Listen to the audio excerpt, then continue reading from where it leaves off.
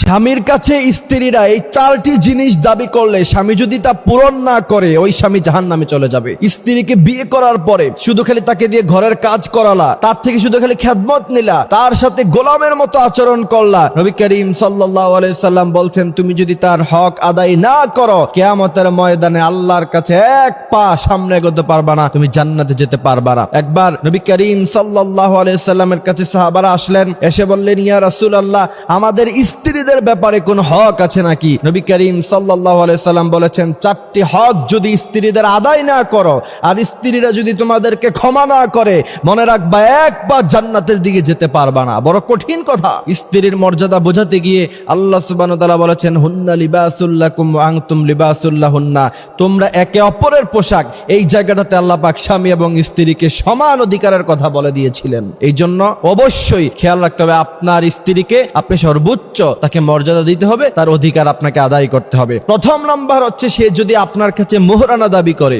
অবশ্যই আপনাকে মোহরানা দিতে হবে। এবার আপনি বলবেন যে হুজুর, যদি মোহরানা দেওয়ার মতো ক্ষমতা না থাকে, মোহরানা দেওয়ার মতো ক্ষমতা না থাকলে আপনি বিয়ে করছেন কেন? আপনাকে বিয়ে করতে কে বলেছে? আপনার স্ত্রী যদি আপনার কাছে মোহরানা দাবি করে অবশ্যই আপনি তাকে মোহরানা বুঝিয়ে দিতে হবে, আর না হলে আল্লাহর কাছে আপনাকে তার জন্য জবাবদিহিতা করতে হবে। এই জায়গাতে এসে আপনার কাছে যদি একান্তভাবে মোহরানা দেওয়ার মতো সক্ষমতা, সেই সম্পদ যদি আপনার কাছে না থাকে, তাহলে আপনি বেশি থেকে বেশি যেটা করতে পারেন, অত্যন্ত বড় নম্র ভাষায় তার থেকে আপনি ক্ষমা চেয়ে নিতে পারেন। তবে কোন স্ত্রী যদি ক্ষমা না করে, আপনি কিন্তু কোনোদিন ক্ষমা পাবেন না। এই জন্য তাকে ভালোবাসা দিয়ে, আদর দিয়ে তার থেকে আপনি ক্ষমা চেয়ে নিতে পারেন। তবে আপনার যদি সামর্থ্য থাকে, সম্পদ থাকে, এরপরেও যদি আপনি তার কাছে ক্ষমা চাইতে যান, তাহলে সে কিন্তু ক্ষমা না করলে কোনোভাবে আল্লাহর কাছে আপনি কোনোদিন পার পাবেন না। অবশ্যই আপনাকে মোহরানা আদায় করতে হবে। এরপরে নবী করিম সাল্লাল্লাহু আলাইহি সাল্লাম বলেছেন, দ্বিতীয় নাম্বার স্ত্রীর হক হলো, তা যদি তোমরা আদায় না করো কিয়ামতের মাঠে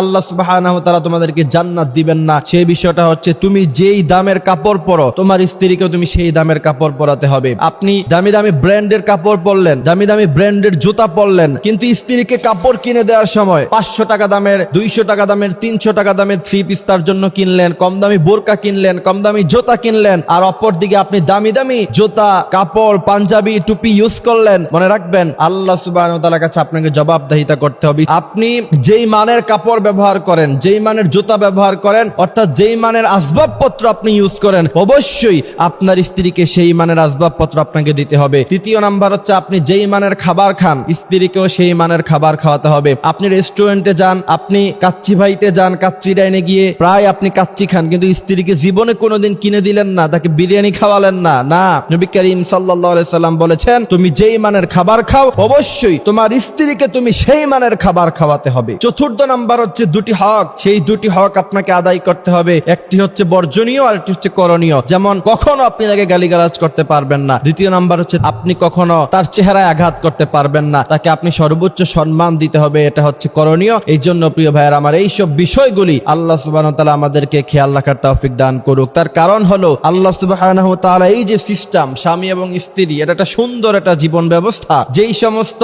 জাতিগোষ্ঠীর লোকেরা বিয়েতে অভ্যস্ত না, দিন শেষে এদের বয়স যখন অনেক হয়ে যায়, 40-50, হতাশায় ভুগে শেষ পর্যন্ত তারা আত্মহত্যা করে। যারা বিয়ে করে, এরা যখন বৃদ্ধ হয়, ছেলে সন্তান হয় তাদের, তখন সম্পর্কটা সুন্দর হয়, তাদের জীবনটা বড় সুন্দর হয়। এই জন্য আল্লাহ সুবহানাহু ওয়া তাআলা বলেছেন, ওয়াশিরুহুন্না বিল মা'রুফ, তুমি তোমার স্ত্রীদের সাথে সৎ আচরণ করো।